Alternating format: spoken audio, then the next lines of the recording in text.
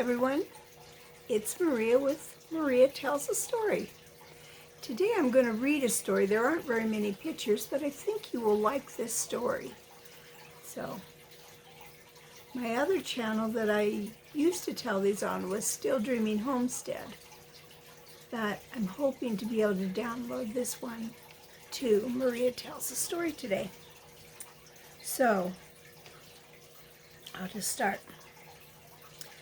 Will he ever come back? Toby asked as he sat at the front porch and looked out across the tree-lined street.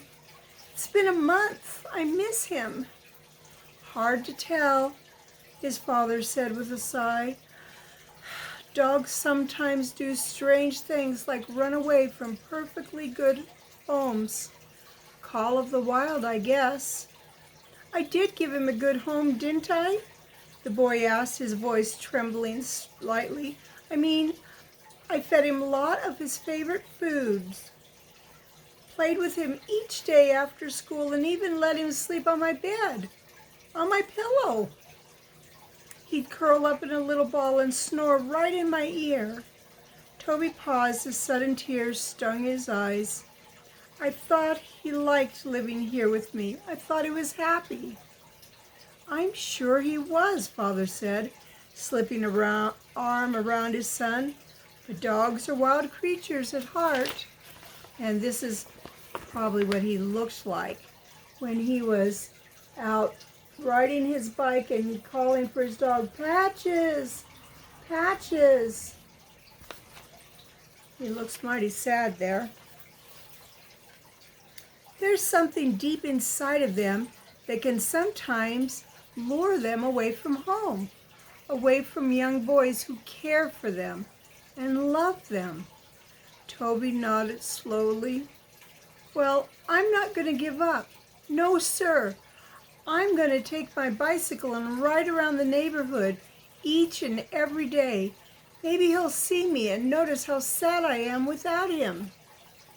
Maybe he'll hear me calling and want to come home. You never know, the man said, rising to his feet.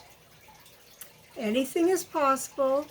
With that, he walked into the house as Toby hurried in the direction of the garage. Patches! Patches! The mournful call of the young boy riding the bicycle slowly around Hillcrest Drive echoed among the homes and gardens in the cozy subdivision. The neighbors had heard it before and stopped whatever they were doing to wave encouragement to as the rider drifted by. There was such heartbreak in his voice that each hearer hoped tonight would be the night that Patches finally returned home. But after so many evenings of listening to that call, they were beginning to lose hope.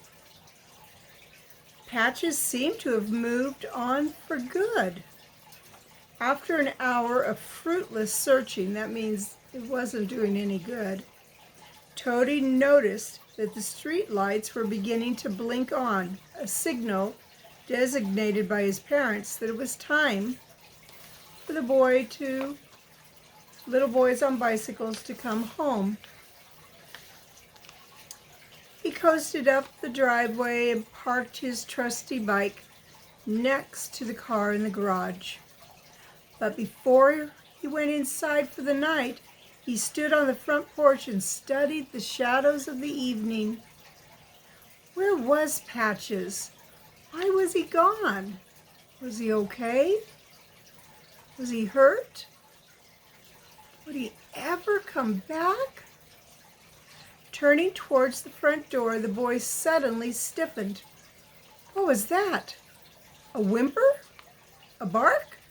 He spun around. There in the distance, far down the street, stumbling in the gathering darkness, was a familiar form. Patches? The boy whispered. Then he screamed, Patches! The dog must have heard his name because he quickened his pace. But the pain of malnourishment, that means he had not been eating, and the results of encounters with angry animals twice his size kept him limping along at a frantically slow pace. Down the street, he saw a boy running in his direction. Not just any boy, his Toby. Suddenly he found himself being lifted by the gentle arms and soothed by a voice he'd been missing with his whole heart. The wild, that great adventure beyond the yard, the call of mysteries unknown, had carried him away from those arms and that comforting voice. But he'd soon learned there were dangers waiting out there, along with endless hunger and frightening loneliness. Not every boy was gentle. Not every yard was safe. He'd been away so long that he wasn't sure if he'd be welcomed back into the yard he loved, or accepted by the boy on whose pillow he longed to sleep. But now he knew. The face he'd rejected was illuminated with a warm, welcoming smile. He'd come home, unsure of what he'd find, and to his amazement, he quickly realized that all he'd left behind was still waiting for him. The wild offered nothing but pain and danger.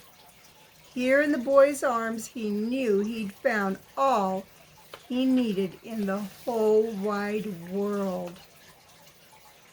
That's a beautiful story. I'm so glad that Toby found Patches again.